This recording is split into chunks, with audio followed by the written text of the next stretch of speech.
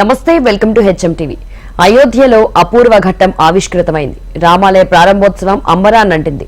నీలమేఘ శ్యాముడి ప్రాణ ప్రతిష్ఠ వేడుక అంగరంగ వైభవంగా జరిగింది. దాదాపు 500 ఏళ్ల హిందువుల కల సాకారమైంది.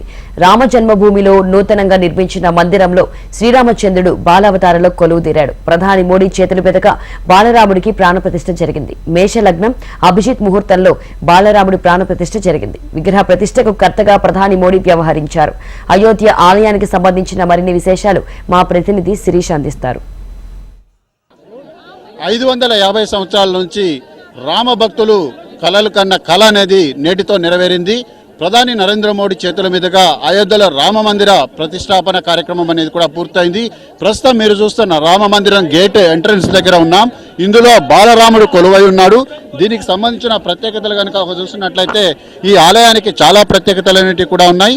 ఈ ఆలయం అనేది సాంప్రదాయ నాగర శైలిలో కూడా ఉంది.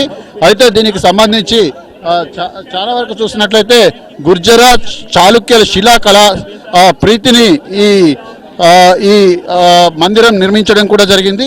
అయితే మందిరానికి సంబంధించిన పొడవు కనుక చూసినట్లయితే తూర్పు పడమరలుగా దాదాపుగా 350 అడుగులు, అదేవిధంగా వెడల్పు అనేది 250 అడుగులు, అయితే ఎత్తు అనేది కూడా 161 అడుగులుగా ఈ మందిరాన్ని కూడా నిర్మించారు.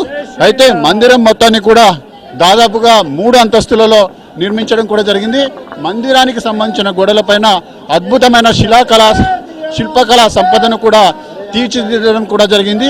అయితే పూర్తిగా ఇసుక రాయితో కూడిన ఈ మందిరం నిర్మాణాన్ని కనుక చూసినట్లయితే ఇది ఎంతో ప్రత్యేకతలను కలిగి ఉందని చెప్పేసి చెప్పచ్చు. మొత్తం మందిరాన్ని మొత్తాన్ని కూడా 3 అంతస్తుల్లో నిర్మించడం కూడా జరిగింది. ప్రస్తుతం మనం ఉన్నది మొదటి అంతస్తు 20 అడుగుల ఎత్తుతో అదేవిధంగా ఉంటుంది. దీనికి మొత్తం దాదాపుగా 392 స్తంభాలన్నిటి కూడా ఉంటాయి. 44 తలుపులను వీటికి ఏర్పాటు చేయడం అనేది కూడా జరిగింది. అయితే ప్రధానమైన గర్భగుడిలో భగవాన్ శ్రీరాముని చిన్ననాటి మీరు ఎదురుగా చూస్తున్న గర్భగుడిలో కనుక చూసినట్లయితే భగవాన్ శ్రీరాముని చిన్ననాటి రూపం రామ్లల్లా విగ్రహం అనేది కూడా ఈ మొదటి అంతస్తులో ఉంటుంది. అయితే గ్రౌండ్ ఫ్లోర్లో ఉంటుంది. మొదటి అంతస్తులో రామునికి సంబంధించిన దర్బార్ అనేది కూడా ఏర్పాటు చేయబడింది. అయితే 5 మండపాలన్నిటి కూడా ఇందులో ఏర్పాటు చేయబడ్డాయి.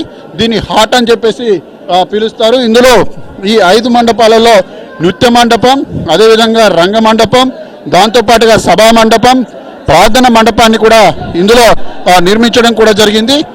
దీనికి కనుక చూసినట్లయితే అనేక ప్రత్యేకతలన్నిటి కూడా ఇందులో కూడా ఉన్నాయి. ప్రస్తుతం మనం గర్భగుడికి ఎదురుగా ఉన్న గుడిలో ఉన్నాం. అయితే ఇందులో కనుక చూసినట్లయితే ఈ పైన శిల్పకళా సంపదను కనుక చూసినట్లయితే ఇది చాలా ప్రత్యేకత కలిగిన శిల్పకళా సంపదగా కూడా దీన్ని చెప్పొచ్చు. ప్రతి ఒక్క భారతీయుడు కూడా పులకించేలాగా దీన్ని తీర్చిదిద్దడం అనేది కూడా జరిగింది. ఈరోజు ఇదే భవ్య దివ్య మందిరంలో ప్రధాని నరేంద్ర మోడీ దీన్ని ఆవిష్కృతం కూడా చేయడం కూడా జరిగింది.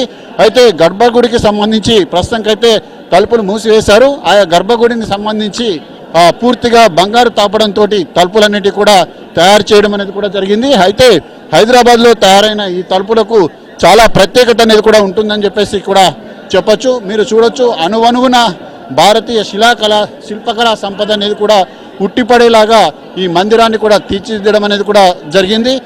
సో దీనికి సంబంధించి ఇది ఎన్నో ప్రత్యేకతలు, మరెన్నో ప్రత్యేకతలన్నిటి కూడా కలిగి ఉంది.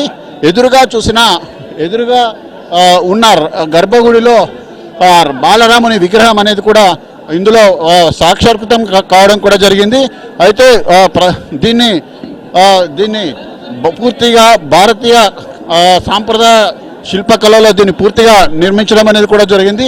మీరు ప్రతి ఒక్క స్తంభాని పైన కనుక చూసినట్లయితే ఇక్కడ వినాయకుని విగ్రహంతో పాటుగా వివిధ నృత్య భంగిమలన్నిటి కూడా ఇక్కడ ప్రధానంగా దీనిపై ఏర్పాటు చేయడం కూడా జరిగింది. 1000 ఏళ్ళైనా కూడా చెక్కు చెదరని విధంగా కూడా ఈ మందిరానికి సంబంధించిన గోడలను కూడా తీర్చిదిద్దడం అనేది కూడా జరిగింది. ప్రస్తుతానికైతే మీరు చూడొచ్చు, గర్భగుడి దగ్గర ఉన్నాం. గర్భగుడిలో రామ్లల్లా విగ్రహం అనేది కూడా ఉంది. అయితే విడతల వారీగా మీడియాని లోపలికి అనుమతించడం అనేది కూడా జరుగుతోంది. పూర్తిగా మందిరం మొత్తం కూడా అద్భుతమైన శిల్పకళా సంపదతోటి దీన్ని ఏర్పాటు చేయడం జరిగింది. బాలరాముని దర్శించుకొని ప్రతి ఒక్కరు కూడా రామనామ కీర్తనలు, రామనామ స్మరణ అనేది కూడా చేయడం జరుగుతుంది.